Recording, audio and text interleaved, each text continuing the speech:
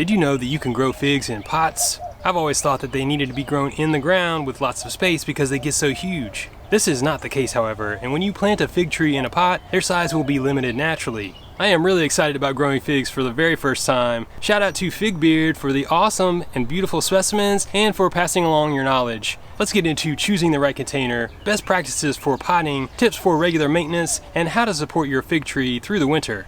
It's Scott from New Garden Road, always out here to inform, inspire, and elevate you. Encouraging biodiversity and restoring habitat is my mission, one garden at a time. Let's start off by talking about choosing a container. Consider the existing size of the specimen that you'll be planting up. The figs that I'll be planting are in the 1 to 2 gallon range, and I'm targeting a 5 gallon size pot. A sturdy black plastic pot is ideal and recommended for growing figs in containers. If you prefer a more refined look, place the plastic pot inside a larger container of your choosing. This will not only look good, but the weight of heavier ceramic pots or clay pots will protect trees from tipping over. A few notes on the pots that I use for planting. I thought that I had some 5 gallon pots that I could use, but they weren't actually tall enough to allow me to leave some headspace. You really have to look at this closely when you're selecting your pot. And before you commit to it, try placing your tree inside and see how things size up. What I ended up using were 7 gallon trade pots from Gnome Depot, and they're actually 6.24 gallons. And now I want to talk about some best practices for potting up your fig tree. I recommend planting in a premium potting mix such as the Happy Frog from Fox Farm. This well-draining mix contains worm castings and bat guano, and it's a worthy investment that will pay off for years to come. I'm really excited about the varieties that I've got here. Number 1 is the Smith. This is a green fig with a red interior and a strawberry flavor. Then I've got the Violet de Bordeaux. This is a dark berry fig, known to be a heavy producer on a small dwarf frame.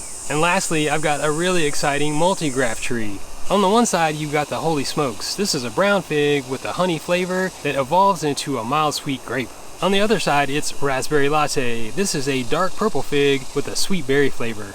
Let's go over some potting notes. I encourage you to go slow in the process and start by setting the planting depth. I like to leave 2 to 3 inches of headspace to allow for mulch and watering needs. It helps to massage the pot in order to free up roots prior to transplanting.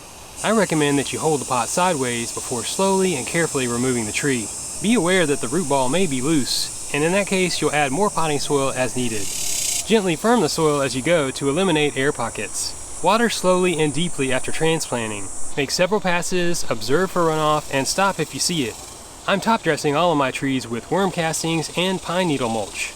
If you have a tree that's leaning to one side, this is a great opportunity to improve its orientation. Eyeball an improved position and make a wedge in the potting soil to hold your tree in place. Once you've got it relatively secure, consider taking a step back to get a better perspective and make adjustments as needed. And when you're ready, pack in more soil to support the new orientation.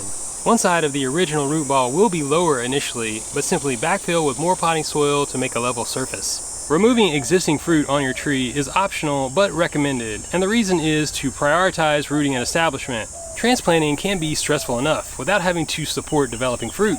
This can be difficult, but remember the quality of your fruit will improve as your tree matures, and that translates to the best is yet to come. Some of the figs twisted off easily, but I use clippers for the rest to avoid any damage to the tree.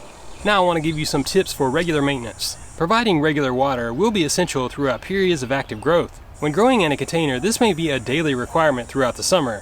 Figs prefer compost over fertilizer, and I'll be adding some beautiful worm castings every few weeks. They're a great source of plant-available nutrients, they add biology to the soil, and they aid in disease suppression. These are made using spent mushroom blocks from Small Hold, a local mushroom farm. I like to offer my container-grown fruit trees a drench of liquid seaweed and Rev humic acids on a weekly basis throughout the growing season. These elements stimulate soil biology, nutrient uptake, and aid in stress relief. I think this is a great way just to show your plants a little bit of extra TLC. This helps to mitigate transplant shock and it stimulates root development. It also feeds soil microbes and enhances cellular structures in the leaves. Apart from removing dead or damaged limbs, figs don't benefit from heavy pruning, and this may limit their production the following season. Pruning figs just isn't necessary like it is with citrus trees or stone fruit varieties, but the pruning needs will vary by specimen. By the time late summer rolls around, you may notice some yellowing leaves beginning to develop on your fig tree. This is likely an indicator that your fig is preparing to go into dormancy. In my Central Texas garden, I'll reduce watering in early September in order to support this process. Once daylight hours decrease to a certain point, they simply won't need all those leaves. They're not working as hard, so they won't be as hungry or thirsty either. When winter weather rolls through, it's important to protect your fig from hard freezes, and I'll be keeping mine safe in a high tunnel structure.